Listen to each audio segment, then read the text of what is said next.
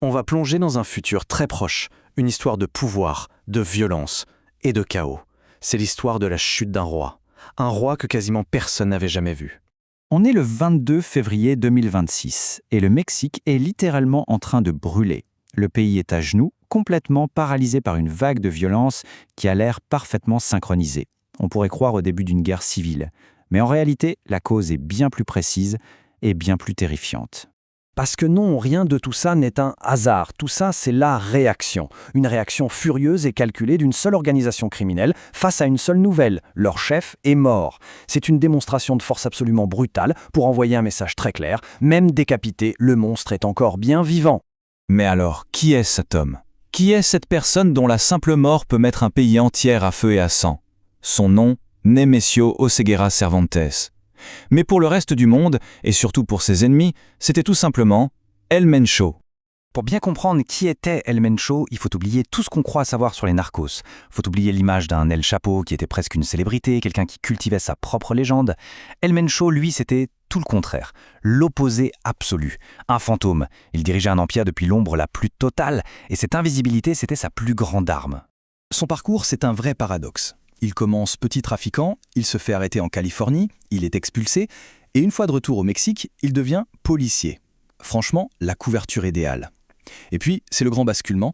En 2009, il fonde sa propre organisation, celle qui allait devenir l'une des plus violentes et puissantes au monde.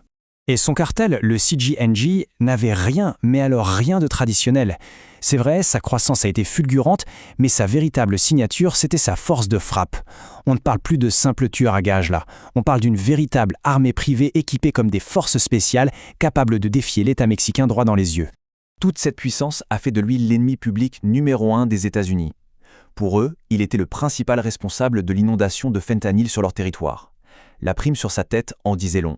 15 millions de dollars. Ce n'était plus le prix pour un simple criminel, c'était le prix à payer pour neutraliser une menace à la sécurité nationale.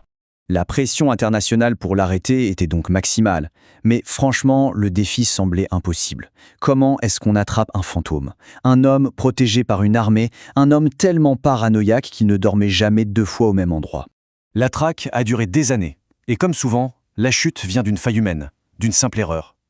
En surveillant sans relâche son cercle le plus intime, les renseignements américains et mexicains tombent sur une info capitale, un rendez-vous qu'il ne peut absolument pas manquer.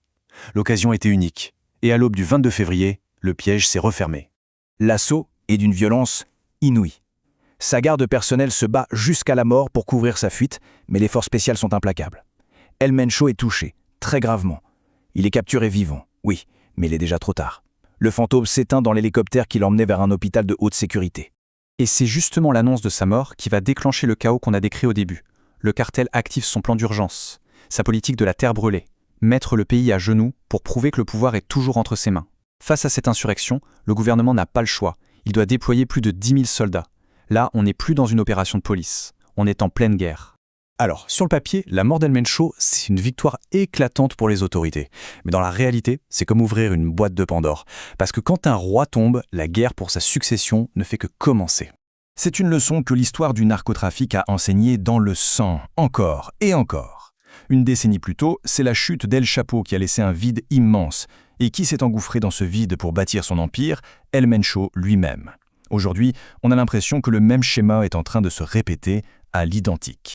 Les héritiers naturels, comme son fils, sont déjà en prison. Du tout, le champ est libre pour ses 2 lieutenants les plus redoutables. D'un côté, on a El Sapo, le crapaud, un stratège réputé pour sa brutalité sans aucune limite.